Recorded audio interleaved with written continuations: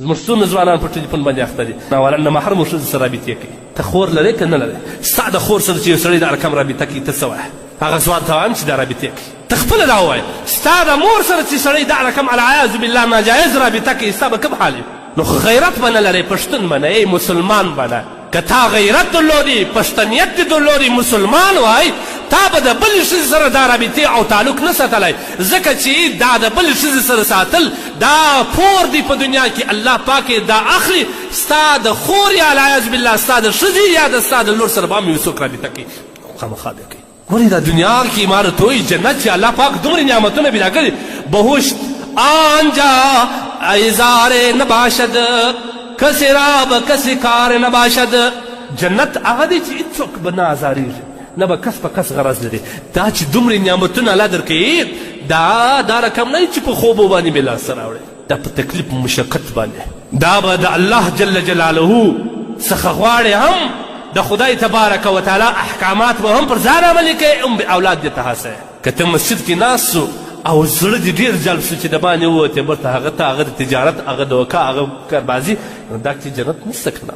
دا دومره نعمتونه چې الله موږ ته راکوي لږ تکلیف یوسه که نه؟ لږ تکلیف یوسه. خالي د شپې راکښېنه تهجد لمونځ وکړه، د خپلو ګناهو مغفرت وغواړه. لمونځ په جماعت باندې لمونځ کوه. موږ پر چکه باندې هم لمونځ پرېښی دی، موږ پر بانډار باندې ور دی ښه خوږ بانډار د جومات عبیدالله راکړې مولوي صاحب. مولوي صاحب هم ورته څه دی؟ دا مسجد ته چېڅ دپاره جوړ شوی دی؟ 27 درجې د مسجد فضیلت نه دی که د جماعت فضیلت نه دی د 27 درجې؟ ګورې دا موږ پرې کوو، دا زموږ ته د معاشرې خرافات دي که نه؟ آیا موږ پر مجلس جماعت نه دی قضا کړی؟ موږ پر چکه جماعت نه دی قضا کړی؟ موږ پر بانډار جماعت نه دی قضا کړی؟ موږ پر غیږو جماعتونه نه دي قضا کړي؟ دا موږ ټول په دې کې مبتلا یو. دا غیږ ته چې څونه انسانان تللي، قسم دې مې په خدای که امیران وي که مجاهدین وي که غیر مجاهدین، دا ټول به جماعت لمونځونه کول. دا تا ته روا دي؟ دا تا ته روا دي که په کوم کتاب تا ته روا دي؟ ورې خبره به سپینه سره کوو، منافقت نه یې ښایي. بیا د عالم په بڼه کې بیا منافقت نه دی پکار. که مجاهد وي که عالم وي که شیخ وي که صوفي وي که سپین ږیری که تور ږیری وي چې ناکامي پکښې وي یا د هغه رقم د خدای د احکامو حفاظت نه کوي یا کمزوري ورسره وي، هغه انجام به الله په ده باندې ویني. مه کوئ داسې. موږ تاسو جماعت څومره ښه دي. صحابه رضوان الله تعالی علیهم به پر دې باندې باقاعده رسول الله صلی الله علیه وسلم ته مقدمې پېښېدې، دعوې پېښېدې چې یا رسول الله دغه سړي زما په صف کې ځای نیولی و، دغه سړي پر صف په اول صف دې سره جنګ وکړ، جنجال به و چې کله به اذان وسو دا کله چې دا اوسپنه ګرمه شي خورخالي ټکېدل غواړي کږېدل غواړي، دا اوسپنه به ګرمه وه چې ټک به پورته چې الله اکبر به سو هغه بې هلته وغورځي، دا به دلې پرېښه مسجد په خوا به روان سو. ما ورته د 100 روپو ګراک لپاره مسجد پرېښی دی که نه دی پرېښی؟ اخته یې په دې باندې په دې خوا نه سره بدو. ما ورته د لسي ګراک لپاره والله مسجد کې پرېښی دی، جماعت مې پرېښی دی. ما ورته د معمولي کاروبار دپاره جماعت خوسه کوي لمونځونه قضا کړي، لمر و غر سره ورشي ما ورته په لمانځه باندې تیار. بیا چې کوو په کومه جامه باندې کوو؟ مصري په خپله خیرنه جامه باندې کوي، ویل انسان یې په خپله باندې وکړي، هر یو په خپله جامه باندې کوي. ما کوي داسې که نه؟ جنت خو نه داسې اسانه هم نه دی. نو الله تبارک وتعالی دې د نیک عمل توفیق راکړي. الله جل جلاله دې د دغه خطاب موږ خاوندان جوړ کړي.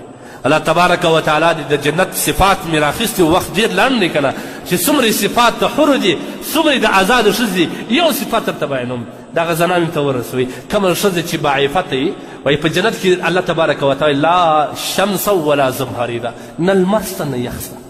داسې هوا به وي لکه د پسرلي د سهار چې لمر نه یې راختلی، داسې ګډه ورځ به راسي. وایي یو دم لمر جنتیان به یو بل ته وایي تاسو خو وایي چې په جنت کې لمر نشته، دا څنګه لمر؟